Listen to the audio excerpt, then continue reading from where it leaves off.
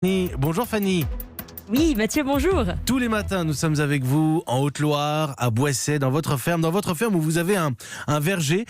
Mais ça n'a pas trop donné cette année à cause des conditions climatiques, sauf vos pommes qui auraient survécu grâce à un secret, Fanny, un secret venu du Kazakhstan.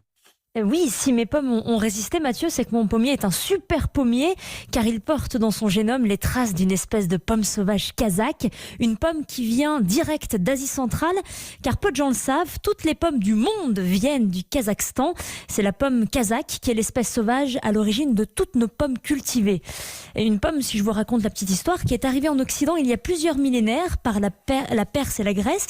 Elle a été ensuite greffée par les Romains, puis déclinée grâce au travail colossal des cultivateurs qui ont fait de la sélection pendant 2000 ans pour obtenir aujourd'hui un pool génétique fabuleux, très riche, qui offre toute une palette de pommes qui sont adaptées au terroir, aux altitudes, aux aléas climatiques, insensibles aux maladies, à contrario de toutes ces espèces hybridées modernes qui sont certes plus belles, plus rondes et plus lisses, mais surtout plus fragiles et pesticidées. Donc c'est ce que vous dites, c'est que c'est le drame de l'arboriculture aujourd'hui, l'hybridation.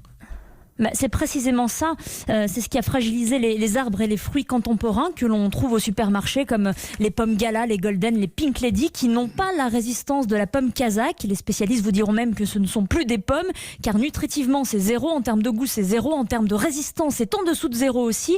Les hybrideurs n'ont clairement pas anticipé la question de la résistance, et c'est en revenant aux variétés anciennes qu'on va pouvoir se passer de la chimie d'une part, et d'autre part retrouver le goût des vraies pommes. Et justement, des travaux sont réalisés pour revenir à la pomme des origines. Oui.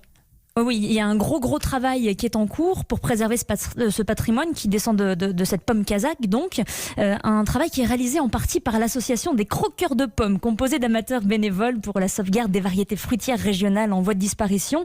C'est une asso nationale ramifiée en 65 assos locales, présentes partout dans la France, qui vous propose de planter chez vous des variétés anciennes, comme la pomme à pattes de loup, la transparente de Croncel ou encore la rainette du buisson, ou alors d'en croquer si malheureusement vous n'avez pas de terrain pour en planter. C'est la meilleure façon de procéder, Mathieu, pour que ce patrimoine agroculturel soit sauvé. Merci beaucoup Fanny Agostini depuis sa ferme en Haute-Loire à Boisset.